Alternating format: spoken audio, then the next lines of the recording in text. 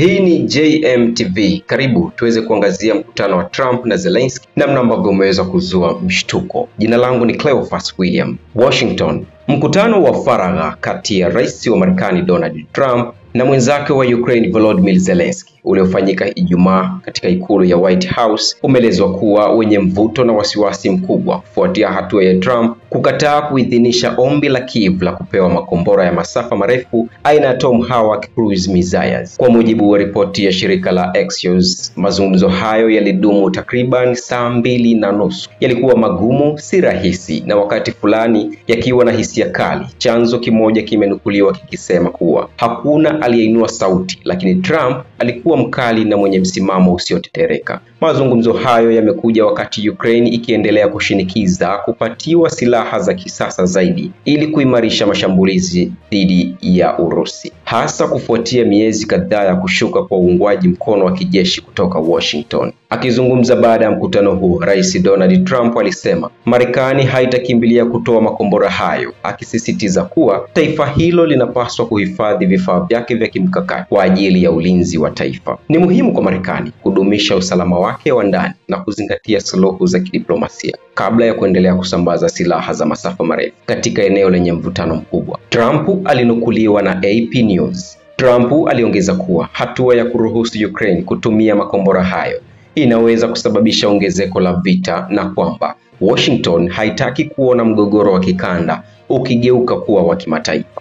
Kikao hicho kimemalizika ghafla baada ya Trump kuripotiwa kusema, "Nadhani tumemaliza. Hebu tuone kitakachotokea wiki ijayo." Kauli ambayo wachambuzi wameitafsiri kwa ishara ya kusubiri matokeo ya mawasiliano yake mapya na rais wa Urusi Vladimir Putin yaliyofanyika siku moja kabla ya mkutano huo. Kwa upande wake, Rais Zelensky alionekana kuepuka kujibu maswali ya moja kwa moja kuhusu uamuzi wa Trump. Akizungumza na waandishi wa habari mjini Washington baada ya mkutano huo, alisisitiza kuwa mazungumzo yalikuwa ya wazi na ya kirafiki, lakini alikiri kuwa hakukuwa na makubaliano ya moja kwa moja kuhusu Tomahawks. "Hatutaki ongezeko la vita, tunahitaji amani, lakini amani hiyo lazima iwe na ulinzi wa kutosha kwa Ukraine," alisema Zelensky, akidokeza kwamba Kiev bado inaendelea kujadiliana na washirika wa Ulaya kuhusu mbadala wa msaada wa kijeshi. Taarifa kutoka Kiev Independent zinaeleza kuwa Zelensky amekuwa akitaka makombora ya Tomahawks yenye uwezo wa kufikia kilomita 2500 ili kuyatumia kwa malengo ya kijeshi ndani ya Urusi, akidai kuwa hatua hiyo ingeongeza shinikizo kwa Kremlin kuelekea meza ya mazungumzo ya amani. Serikali ya Urusi imeitikia kwa ukali taarifa hizo, ikisema kwamba usambazaji wa makombora ya Tomahawks kwa Ukraine hautabadilisha hali ya kivita bali utadhoofisha matumaini ya amani. Msemaji wa Wizara ya Mambo ya Nje ya Urusi, Maria Zakharova, alisema mjini Moscow kwamba kuchochea Ukraine kwa silaha za Marekani ni sawa na kuzidisha mgogoro. Makombora ya Tomahawk hayataleta amani bali yataongeza maumivu na hatari. Marekani inapaswa kufikiria madhara ya muda mrefu katika uhusiano wake na Urusi, alisema Zakharova kupitia taarifa kwa vyombo vya habari vya Reuters. Wakati huo huo, viongozi wa Ulaya wameonyesha wasiwasi mkubwa kuhusu matokeo ya mkutano huo, wakitoa wito wa kuanzishwa upya kwa mpango wa amani wa Ukraine.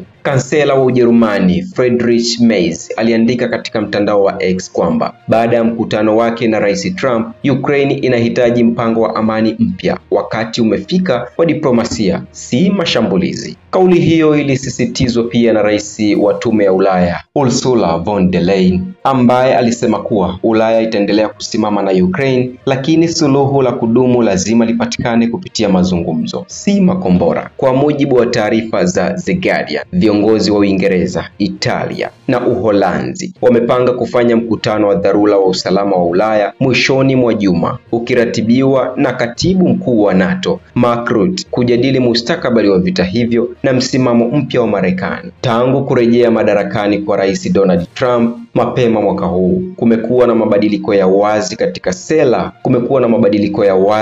sera ya Marekani kuhusu Ukraine. Trump mara kadhaa ameonyesha kuunga mkono mazungumzo ya moja kwa moja na Urusi kuliko kuendelea kwa msaada mkubwa wa kijeshi kwa Kiev.